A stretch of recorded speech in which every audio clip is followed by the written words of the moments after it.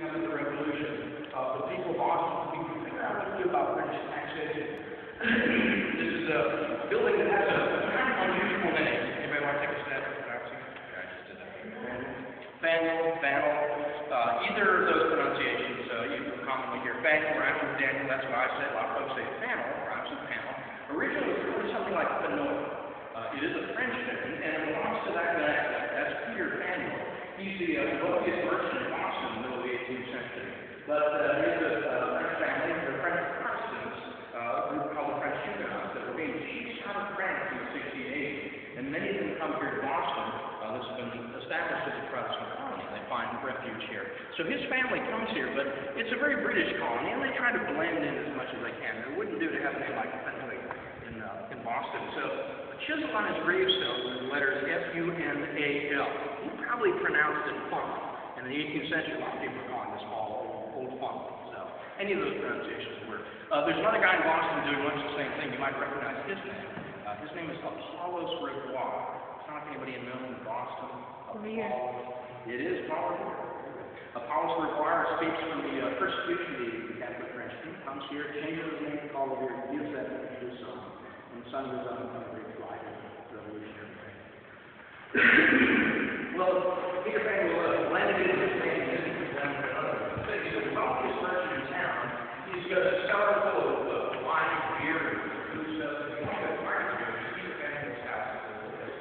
He's got a mansion house, he's got a summer house, he's got a boat out in Boston, Harvey Falls, and Charles Jackson. He's kind of tough loving lifestyle, but he is bachelor, doesn't marry, doesn't have any children. And in the 1730s, he's kind of wondering about who's going to remember his name. He doesn't have any descendants. That's where this building comes in. He donates some money to have this building built, and it's originally a lot smaller than it is today. That's one of the original walls we got there. And the other walls right here. They're going south. And it's designed with a market over down. This is a place for farmers to show their produce, their size of wheat, to sell dairy products, and down there and use this. It's kind of like a one-stop shop. It's kind of a little mall. You really have one or two blocks, 500 300 that are out there. So that's pretty convenient for the town. It's useful for Faneuil as well. He runs a shipping enterprise. He has ships that go up and down the eastern seaboard, over to Europe, over to Africa, trading in lots of things. Some of those, the things he trades in include slaves. So some of the money for this comes from the slave trade. But remember, the building ends here. Where you're sitting here, this would have been the water. The shoreline of Boston was a lot closer than it is today, only about 150 feet out of our front door. And there's a little inlet that comes in here. So he could bring the ships right in here, land them right where you're sitting, unload the goods, and then sell them in the market down there. It's pretty convenient for him. But the most important part of this building is this upstairs area.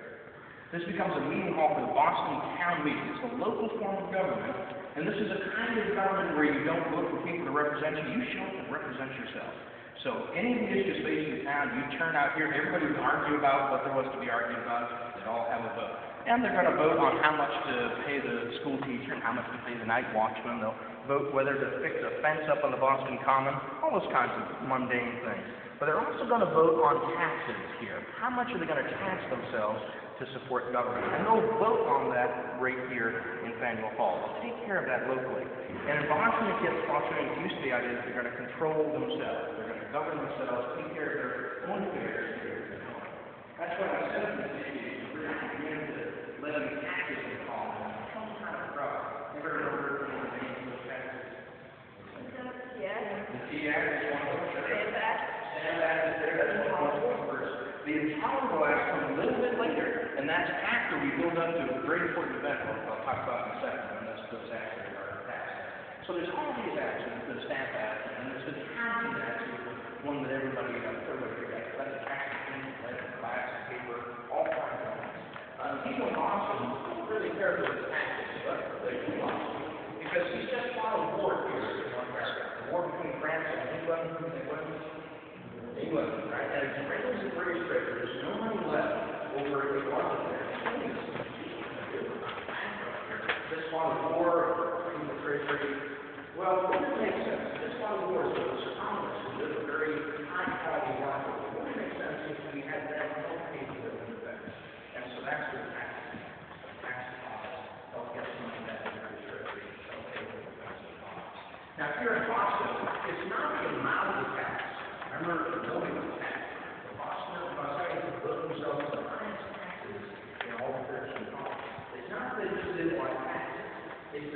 didn't like it because somebody else told them that.